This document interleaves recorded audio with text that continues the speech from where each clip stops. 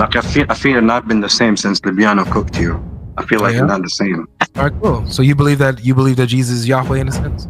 I believe. Don't lie. He said he was granting you the position. Why are you lying? Why are you lying? You're lying again. Look. Hold on, sorry. Do you agree with Libiano that Jesus is Yahweh in a sense? Listen. Libiano said he's a second lesser God. Why are you lying? Do you believe that Jesus you is believe Yahweh in two gods, you idiot? Okay. Take care of yourself, you dumb troll. Hello, amazing viewers. Welcome to another episode of What is the Injil? In this very video, Muslims struggle to define what the Injil is. For a very long time, Godlogic have been debating these guys on this topic, and up until now, none of them has been able to give the answer of what the Injil truly is. Let's watch this video to find out exactly what happened. Oh, can you hear me? Yep. Okay. All right, I'll take a crack at it. I think it might. Right. I think if you actually try to engage with the kind of example that I get, I think maybe it'll answer one part of the question, but not the other. Okay. I've been thinking about this.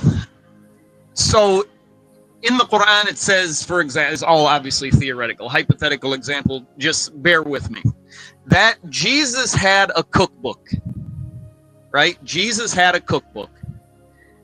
Then you give me a book, and inside of that book are maybe some recipes with ingredients, maybe different chapters are architect plans, a different is a chapter from social studies. You give me a hodgepodge book that in it has some, cookbook material and other non-cookbook material. So you ask me, well, what parts would you be able to say are the original cookbook of Jesus? We would say obviously only the parts of this book that have, recipes in them. We would say, okay, sure, maybe we would say that was the cookbook. You point through the architect chapter, I would say, no, we're rejecting that as being part of Jesus's original cookbook. That's it. Say that last part again. So when you show me an element, like you point to a part of the book, the title of the book is Jesus's Cookbook. We open to a chapter and you show me some chapter on architecture, for example. And I would say to you, no, this can't be part of Jesus's original cookbook. And you say, well, how do you know? You have to know what the original cookbook is in order to say that this chapter on architecture is not part of the original cookbook, and I would reject that premise. I would say, no, the fact that it's not a recipe is why I'm rejecting it as not being part of the original cookbook. Okay. So you're saying that Jesus is given a cookbook, so that's something that is obviously that's the so in the analogy, Jesus is specifically given a cookbook. So you know what he was given. He's given a cookbook specifically. That's the claim, is that he was given a cookbook. Sure. Got you. So he's not given a book on architecture. He's not given a book on anything else. It's a cookbook. All right. Okay. So if somebody brings you something that is not a cookbook, that has nothing to do with cooking, then it's no recipes, no ingredients, he brings me something with let's say you bring me a chicken pot pie, and I'd say I guess sure this might, at least this is in the conversation for what could have been part of the original cookbook. I got you. So that's you knowing, that's you knowing what Jesus was given, and the contents of it, and being able to say or identify something as not what he has or what he was given. So you would have the general category of a food recipe, but no, to the specifics of what recipes were in the cookbook, no, I couldn't say that. All right, so let's say somebody brings a cookbook, right? They bring a cookbook. How would you know if the cookbook they have is the same the same cookbook Jesus had or not?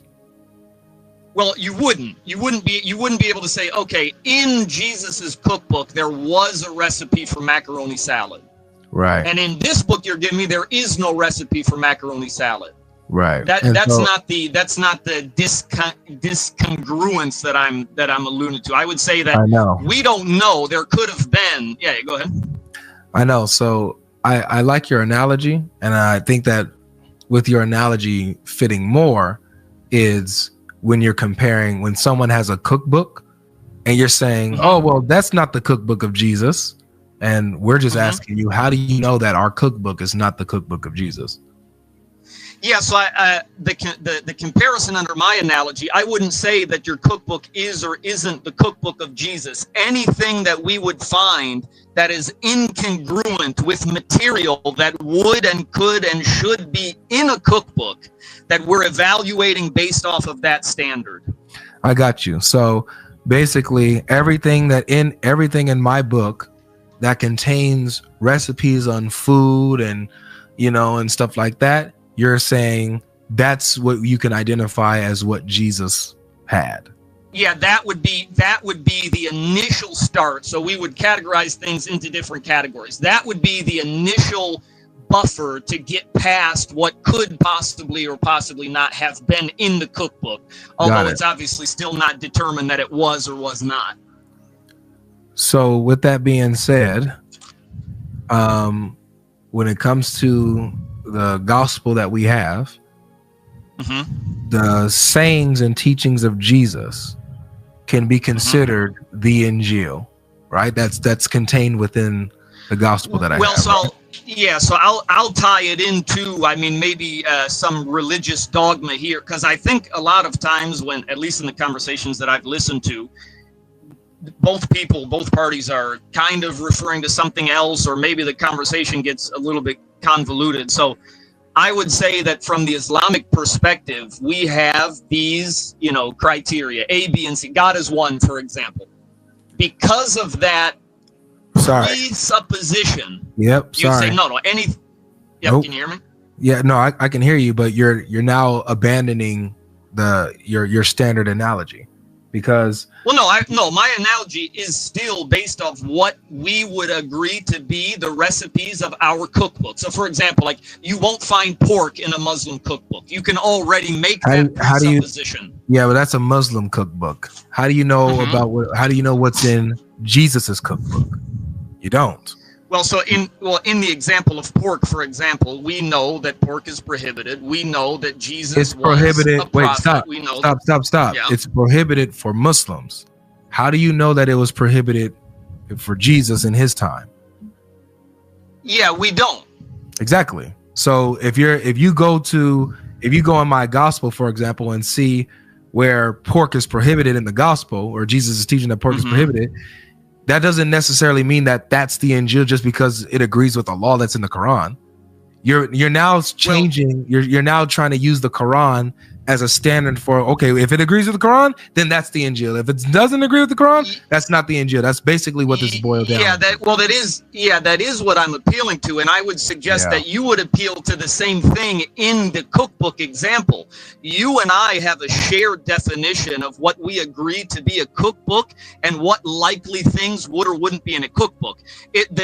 With all due respect, it sounds that the line of reasoning you're offering me would be like you and I are in agreement on a cookbook, and we go to someone from a different place, different time, different culture, and he says, no, in our cookbooks there are architectural designs. Who says that there can't be architectural designs in a cookbook?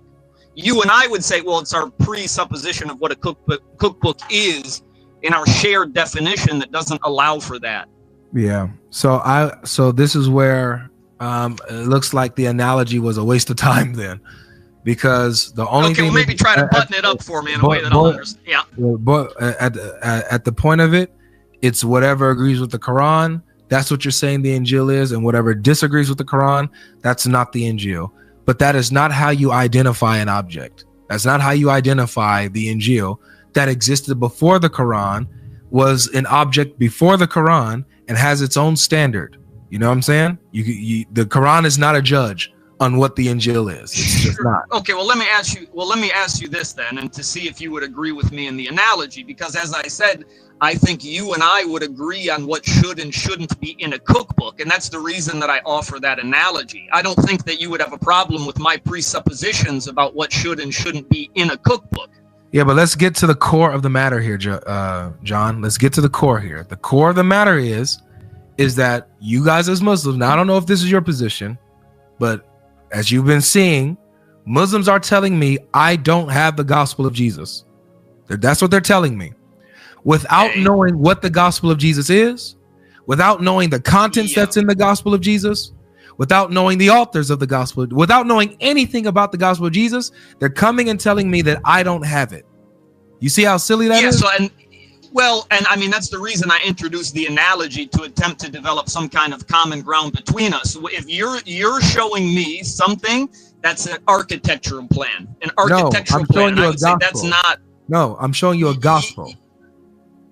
Yeah, in the analogy, if you show me something that I know is not a recipe, if I know it's not a recipe for food. John, I'm showing you a cookbook, not an architecture book. I'm showing you a cookbook. Okay, can I give you a specific example?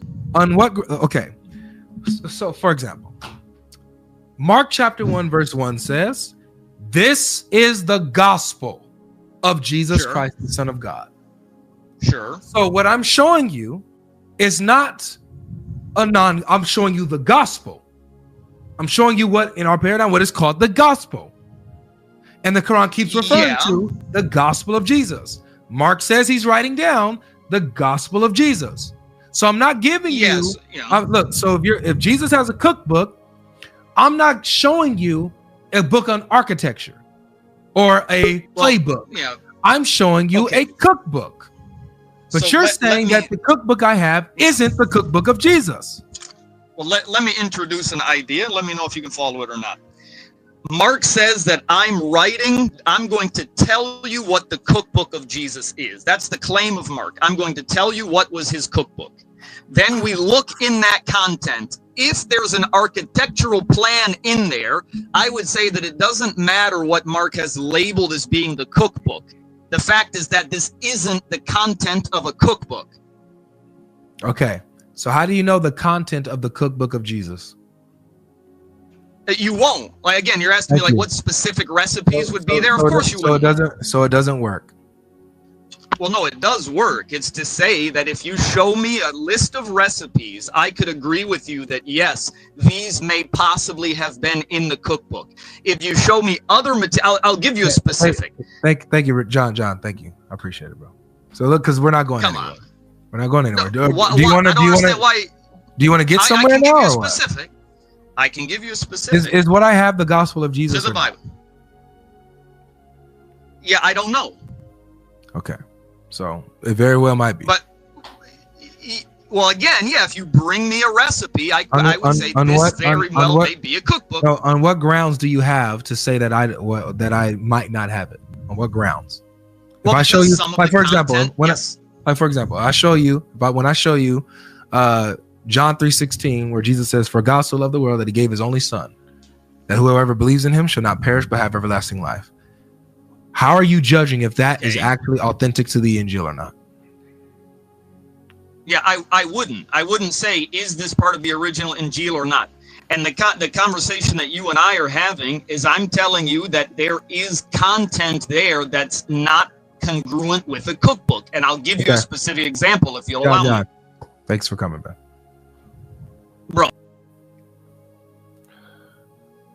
Submit to Allah. How you doing? Good morning, sir. Good morning. Yes, I'm doing good. How are you? I'm pretty good, man. Pretty good. Would you like to tell us what the Injil is this morning? Yes, sir. Of course. All right. So what is it? So, sir, according to chapter 3, verse 7, there are two types of ayat. Right? Chapter what? I'm sorry? Chapter 3, verse 7. Okay, what is...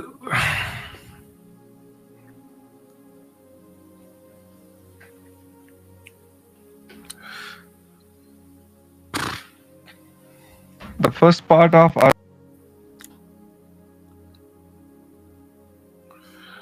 Rafari, how you doing? You're Muslim? Yeah. Hold on, can you wait 1 second? Yep. Okay, hold on 1 second.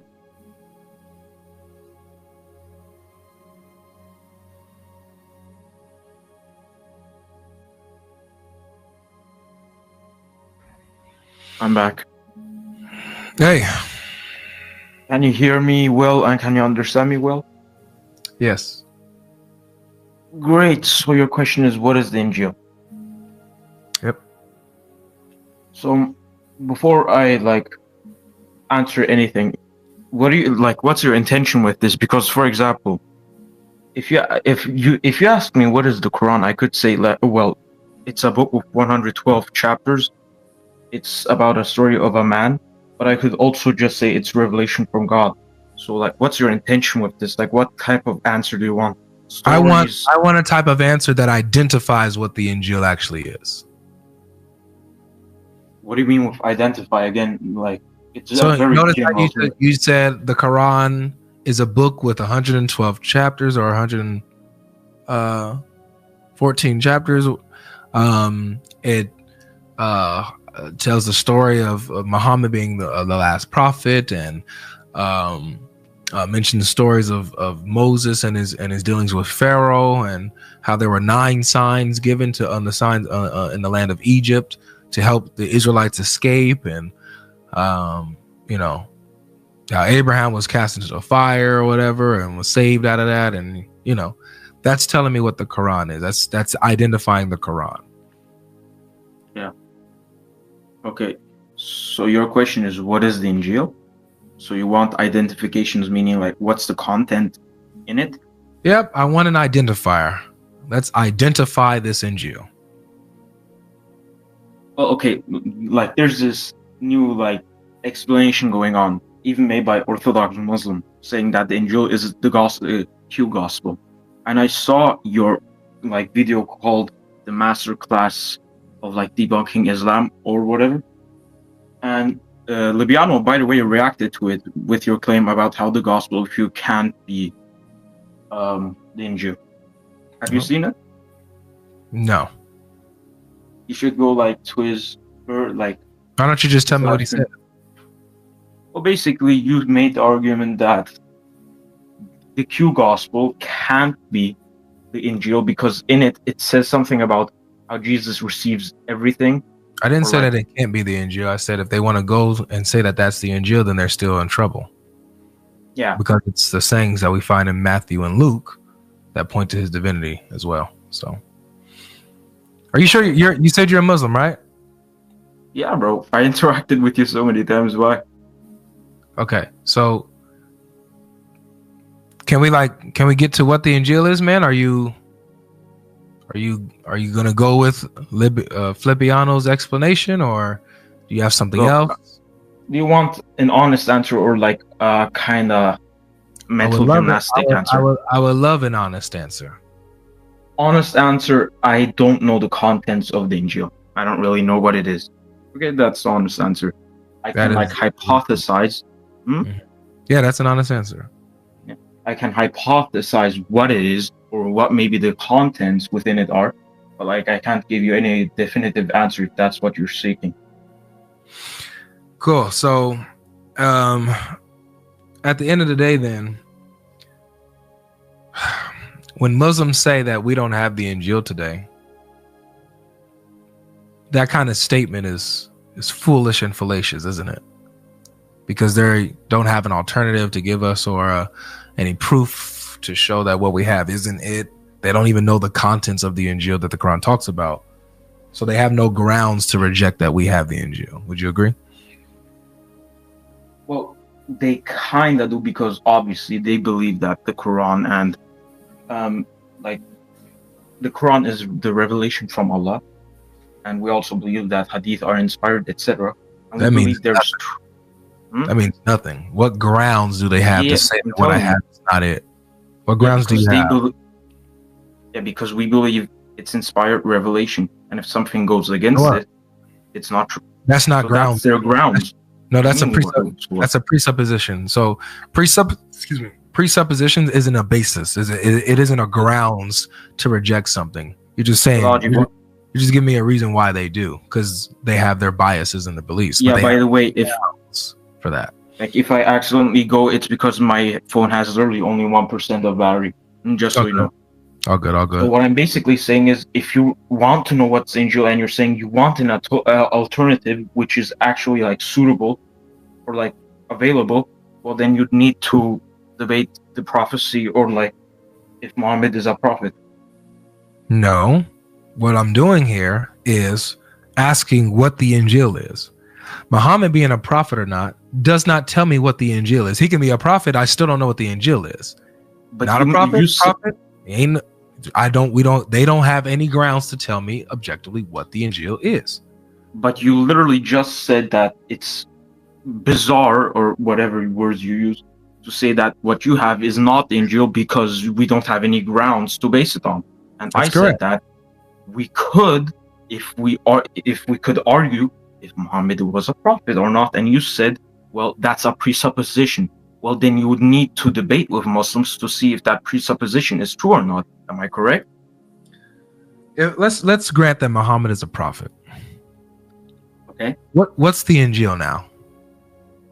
Well, again, I said it's no. The argument was, is it the gospel you have or not? I never said that I know the content. Do you see how accepting Muhammad as a prophet or not a prophet still gets us nowhere? You still can't tell me what the Injil is?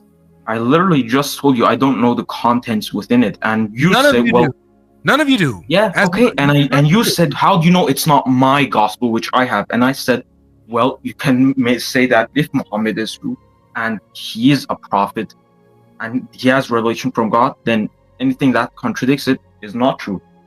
Therefore, it's false. Thank you, brother. Yeah, is that it? Is that all you wanted to share? Well, I genuinely don't see where this is going, but okay. It's showing that you guys have no basis as Muslims. You have no foundation. I said going. Let me finish, please. Yeah, it's showing, it went to the place of you guys have no answers, you have no basis, you have nothing but bias and presupposition, you have no identifiers, you don't know anything about the gospel, and you guys are just ad hoc saying that we don't have it. You have no information, no manuscript, no contents, no nothing. So you have no grounds to say I don't have the gospel. Matter of fact, all the evidence points to me having the gospel. The Quran affirms the gospel I have. That's what you guys should be accepting, but you guys don't. You guys go against it. Did you not literally just say if you would grant that Muhammad is a prophet, and since you're asking what's the Injil and not what's like the gospel, you're trying to make like this internal. It's literally impossible, because let's say, for example, how do we verify Muhammad's prophethood? What is the Quran prophecy? Say exactly, prophecy. Now, but where do we find this prophecy to verify his prophethood? I didn't come to debate that, and I think one like big debated thing is Daniel 2:7. Okay, so you have to go to our book. We need our book to verify Muhammad's prophethood, right? Yeah, that book is not the Injil. Daniel isn't the Injil. We can't verify it then. Daniel isn't the Injil, bro. Is Daniel the Torah? No, it's the Old Testament. Okay, so it says in the Torah and the Injil. That's where we'll find them. Yeah, bro, you literally debated this with Anas, and he literally said, and you also granted that Torah could be in reference to the generality of the Old Testament. I said according to Islamic standards in the Hadith, like for example, even in Islamic standards, it refers to the Talmud as the Torah too. Yeah, okay. And so you said according to Islamic standards, and that's wrong though. Do you understand? That's incorrect. So even Islamically, if you guys are going to Daniel, you guys are wrong for going to Daniel thinking it's the Torah. It's not the Torah. So hold on. You said if you would grant me that Muhammad is a prophet, and you also granted once with a debate and with Anas that the Torah could be in reference with the Old Testament, you didn't have an issue with that. But you debate if your gospel is the Injil or not. Bro. I am following you. You just don't make sense. You're not tracking. You're not tracking, and you're unable to engage with the points being made because you're a Muslim. Okay, that's what it is. All right, man. So is that your cool? Quit coming up on my stage and wasting my time, man. Next time, come up, tell me what the Injil is. Don't waste my time again. Rabbit, you're on stage. Hey, hello. How are you? Assalamu alaikum. Walaikum salam. Yeah. So Mormon Bible. Do you believe that's the actual Bible? You mean the Book of Mormon? Yes. Yes. That's not a Bible. Yeah. So let's say your Bible, the Christian Bible, is lost.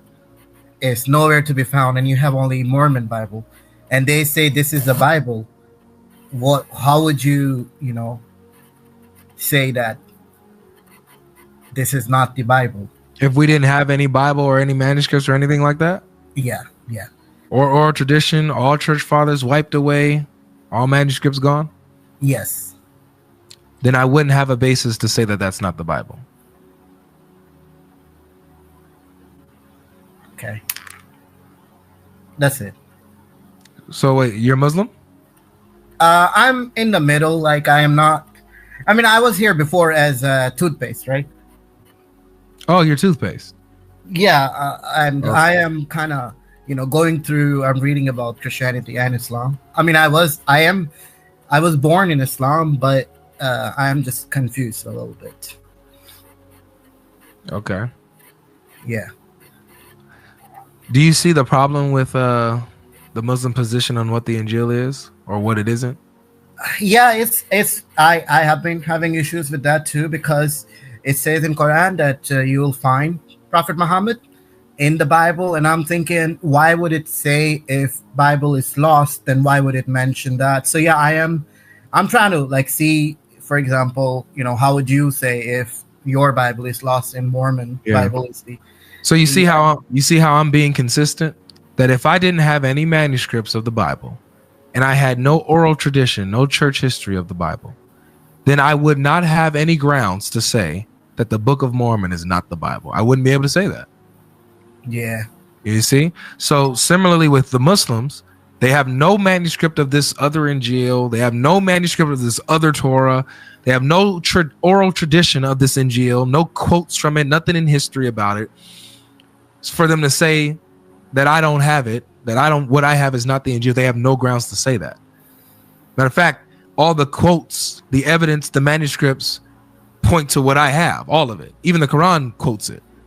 Okay, I have a question. So if you go to Catholic.com, why do they say that these are not the original manuscript? They say this is not, we don't have any manuscript. They say it's been lost in their website. So they say the first century manuscripts are lost. Where did they say that again? Where did they go? What happened to? How do you verify? They didn't last the time. But we have copies. We have thousands and thousands of copies. So it's all good. Copies. Mm-hmm. But it's been changed too, like some stories, right? Nope. Like the one about stoning Mary Magdalene, I think. No, that was not about Mary Magdalene, bro. Well, okay, yeah. Anyways, I was just, I'm searching, so. Keep searching, man. Keep reading the gospel. Put down the Quran, man. Mm. There's no way to reconcile these problems with the Quran. There's no way. Read the gospel, research Jesus, and you'll see that you were wasting your time even considering the comment. I was watching Orlando. Yeah. And yeah, I think he did a great job explaining Trinity, so it made sense to me about Genesis 1. Mm-hmm. So yeah, I'm doing my research here. Thank you. Keep searching, man. I'll be here when you say that Christian Shahada, man. I'll be here. All right, thank you. God bless you, man. Bye. I got time for one more guest. Ibn, how you doing? Yeah, what's up? Can you hear me? Yep, I can hear you. Can I ask you a question? Only if you answer the first one. No, I will, but I just want to ask you, why do you kick the knowledgeable Muslims and you just talk to people who have no knowledge like that? I haven't raised up a knowledgeable. The only knowledgeable Muslim that came up was the one that left Islam. Like I feel it's not been the same since Libiano cooked you. I feel like it's not the same. All right, cool. So you believe that Jesus is Yahweh in a sense? I believe. Don't lie. He said he was granting you the position. Why are you lying? Why are you lying? You're lying again. Hold on, sorry. Do you agree with Libiano that Jesus is Yahweh in a sense? Listen. Libiano said he's a second lesser God. Why are you lying? Do you believe that Jesus is you believe Yahweh in two gods, you idiot? Okay. Take care of yourself, you dumb troll. Get your dumb self off my stage. You want to follow Flippiano. Flippiano is going to lead you into believing that Jesus is Yahweh in a sense. That's what you want to follow? Be my guest. I have no problem with that. So yeah, Libiano cooked me in a sense. Oh man. That guest didn't count. He was a moron. Let's get somebody real. Can we get a real guest up here? If you're a Muslim and you believe that you can engage with this intelligibly, you're welcome to join the stage.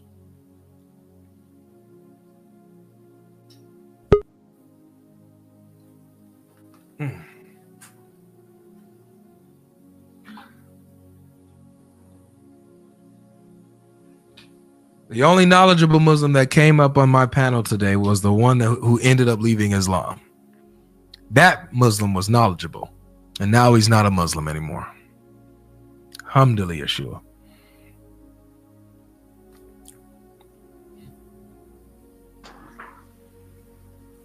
Hello. Hello. Well, you be really going at it. I sure do. You really be going at it. And just based upon solely what you profess that is the teachings of Jesus Christ, how is it that you ignore John 10:16? You agree that John 10:16 is the Injil?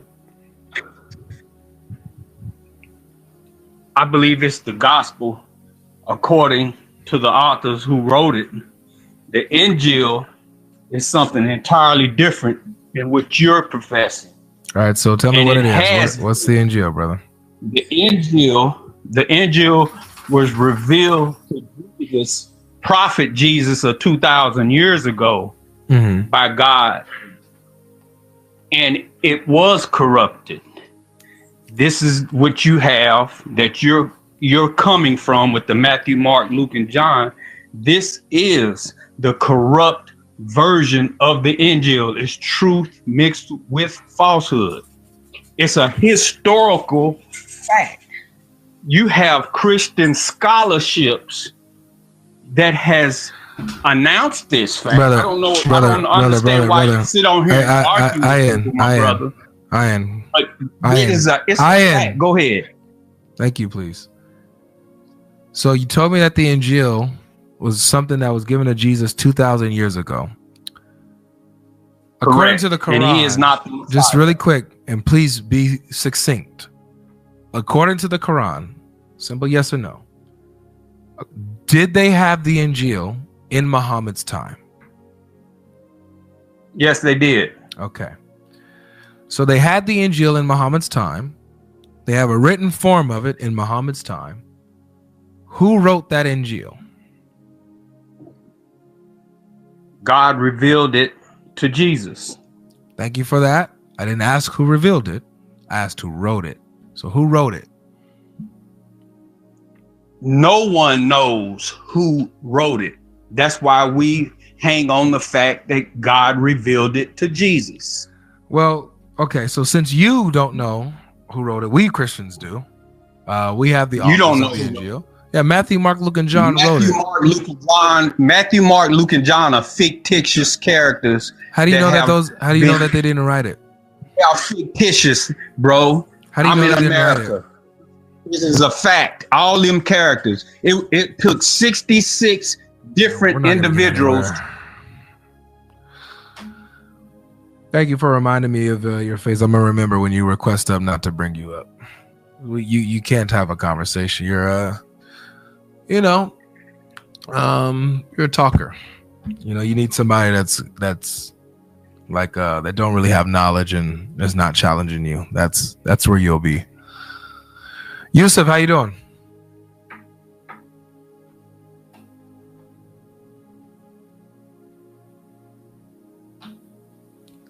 Yusuf, you're on the stage. Going once. Going twice. All right.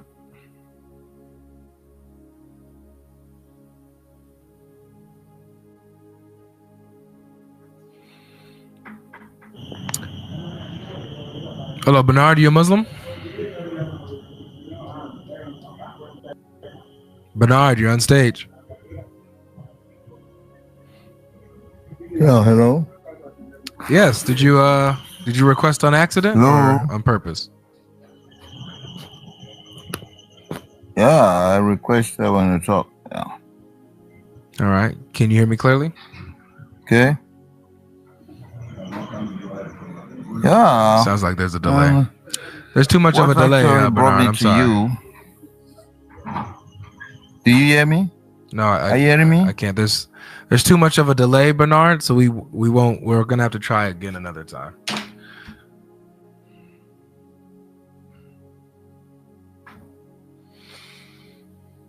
All right. Well, it looks like that's it. Looks like I'm not gonna get a quality guest anymore. But it's all right. We're at 3 hours. We're done here for today. I appreciate you guys, man. Let me read a couple of super chats. Got a big super chat from Sonnet for the Soul. Says, man, I'm so thankful for the Holy Spirit for you, man. I'm an upcoming apologist, and I've learned so much from you, man. That's amazing. Glory to God. Glory to God. Thank you so much. All right, welcome back, guys. That was very amazing. Share your thoughts, what you learned in the comment section. Don't forget to share this video, subscribe to our channel for more videos like this. He abandoned the pork argument very quickly once he realized it hurts his analogy. Also, has he not been on the modern recipe side? People put their life story in recipes these days. They put so many things there, even give stories of how they come about the recipes and all of that. I love how this circular reasoning always break down to an intellectual cowardness discussion, and then you get the manifestation to go along with it for the icing on the cake. If I show a recipe in my cookbook and you don't agree with the recipe, then my cookbook is not a cookbook. This guy was cooking up foolishness in his mind. For the fact that you don't agree with somebody else's cookbook doesn't mean that it is not a cookbook or the recipe in there are not good enough. Everybody have their own basic biases concerning other people's food. Does it even make any real sense that modern Islam scholars believe that the Bible and the Old Testament books of over 400 years ago are available to us, but not Jesus' New Testament books of only 2000 years ago? This is laughable. If they can have books of over 4000 years ago available and uncorrupted, what makes them think that a book of over 2000 years ago cannot be preserved? They don't know what the Injil is. Muslims always say that as they think Christ came with a book. Jesus himself was the revelation, and those revelations were written down in words by his followers at the time. How can you have an opinion of what the gospel should be when you don't even know what it is? This has been their major issue, and it is burying their religion without them knowing. So guys, thank you for watching. Share this video, subscribe. We'd love to see you in the next episode.